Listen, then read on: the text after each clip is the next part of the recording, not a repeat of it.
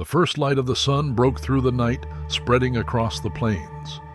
Everything was quiet, but it was a tense kind of quiet, like the calm before a storm. Suddenly the ground started to shake. The sound of hooves grew louder. From the east, a group of riders appeared, their shapes sharp against the sunrise. These were the Cheyenne Dog Soldiers, known for their bravery and strength. Leading them was a tall figure with feathers flowing from his war bonnet. His name was Tall Bull, and his name was enough to scare settlers and soldiers. He scanned the land ahead with sharp eyes, sensing danger. In the valley ahead was their target, a settlement of white settlers who had taken Cheyenne land. Today, we fight for our people, for our land. Tall Bull's voice was low and fierce. The dog soldiers answered with a deep cry, their war paint shining in the early light. Without a word, Tall Bull rode forward, his men following perfectly. They attacked the settlement like a storm. Arrows flew through the air, hitting their targets. The settlers, caught off guard, panicked. In the chaos, a young warrior named Little Wolf moved quickly and deadly. He fought with great anger, every hit of his tomahawk strong and sure. He saw a settler trying to escape and chased him without mercy. The battle was fierce but short. The dog soldiers showed no mercy, driven by years of broken promises and lost land. When the last of the settlers fell, Tall Bull gathered his men, their breaths heavy with victory. "We sent a message today," Tall Bull said. "We will not leave our lands. We are the Cheyenne Dog Soldiers, and we will fight until the end." As the dog soldiers rode away from the burning settlement, Tall Bull's mind wandered back to the stories of old, the tales of how they had come to be. The origins of the Cheyenne Dog Soldiers were steeped in legend and history, tales passed down from generation to generation. Long ago, the Cheyenne people lived in what is now Minnesota. They were a peaceful people, skilled in farming and hunting. But as they moved westward, they faced new challenges and enemies. The need for a strong, dedicated group of warriors became clear.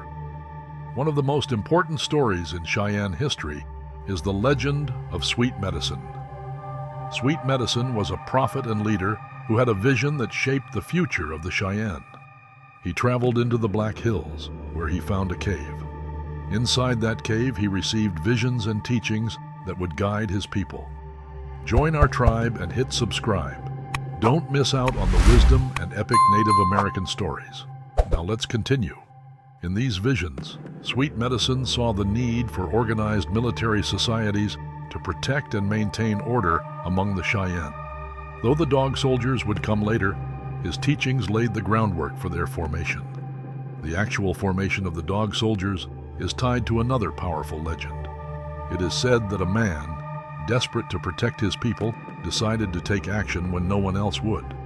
One night, when the camp was quiet and everyone was asleep, this man took a special whistle and walked into the darkness. He went to the river, his steps silent and purposeful. As he reached the water's edge, he blew the whistle, the sound piercing the stillness of the night. Dogs, loyal and ever watchful, followed him to the river. The man mounted his horse, standing in the middle of the river, and continued to blow the whistle. The dogs gathered around him, their eyes reflecting the moonlight. As the man blew his whistle, a miraculous transformation occurred. The dogs began to change shape, growing larger and more powerful, until they stood as fierce warriors, ready for battle. These transformed warriors became the first dog soldiers, named after the dogs that had shown such loyalty and courage.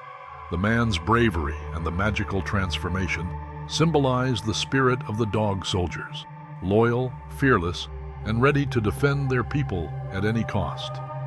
Over time, the dog soldiers became one of the most prominent military societies within the Cheyenne tribe. They were not just warriors. They were protectors of their people and enforcers of Cheyenne laws. Their name, Dog Soldiers, was inspired by the loyalty and courage of dogs. In Cheyenne culture, dogs were seen as loyal guardians, and the dog soldiers took this to heart, pledging to protect their people at all costs. The Dog Soldiers were known for their unique appearance and practices. They painted their bodies with bright colors and decorated their horses with special ornaments. For significant occasions and battles, they wore feathered war bonnets, each feather representing a brave act or a significant battle. One of their most distinctive practices involved the use of sacred ropes. In battle, a dog soldier would drive a stake into the ground and tie himself to it with a rope, signaling that he would fight to the death and not retreat. This act of tying oneself to a stake became a powerful symbol of their courage and determination. The dog soldiers' fierce reputation spread quickly, especially during the 1800s. They became known for their strong opposition to white settlers and the unfair treaties that threatened their lands. The dog soldiers often responded with raids, spreading fear among the settlers. One such raid was the attack on David Bacon's farm. The dog soldiers struck swiftly and mercilessly, leaving a lasting impression on the settlers. These raids were not just acts of violence. They were statements of resistance and defiance against the encroachment on their lands. The dog soldiers' militant stance made them a formidable force, but it also attracted attention from the U.S. government. The tensions between the dog soldiers and the settlers escalated, leading to significant conflicts. One of the pivotal moments in the dog soldiers' history was the Sand Creek Massacre on November 29, 1864. A peaceful Cheyenne village was attacked by Colorado Territory militia, leading to the deaths of many Cheyenne, including women and children. This brutal attack united various tribes against a common enemy, intensifying the conflicts on the Great Plains. After the Sand Creek Massacre, the dog soldiers became even more prominent. They led the fight against the settlers and soldiers, refusing to back down. Their determination and fierce resistance became legendary. In 1868, the dog soldiers faced the U.S. cavalry at the Battle of Beecher Island. Refusing to retreat, they fought bravely but suffered heavy losses. The following year, in 1869, they faced another significant battle at Summit Springs. These battles marked the beginning of their decline as the U.S. cavalry overpowered them. Years passed, and the once feared dog soldiers saw their numbers dwindle. The relentless push of settlers and the U.S. cavalry's campaigns had taken their toll. Yet, the spirit of the dog soldiers lived on. Their legacy was not just in their battles, but in the hearts and minds of the Cheyenne people. In the late 20th century, efforts to reclaim the cultural heritage of Native American tribes gained momentum. Among the many artifacts, Tall Bull's ceremonial pipe, a symbol of leadership and bravery, was discovered at the Smithsonian Museum.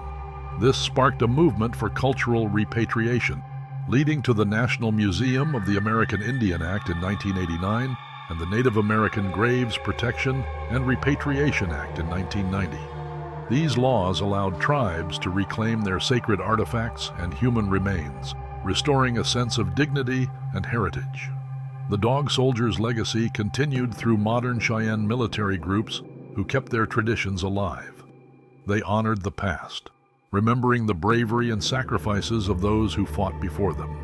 The spirit of the dog soldiers inspired new generations to stand strong and protect their culture. As the flames of the campfire flickered, Tall Bull looked at his men.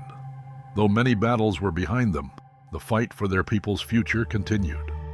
The dog soldiers had left an indelible mark on history, a testament to their fierce independence and unwavering spirit.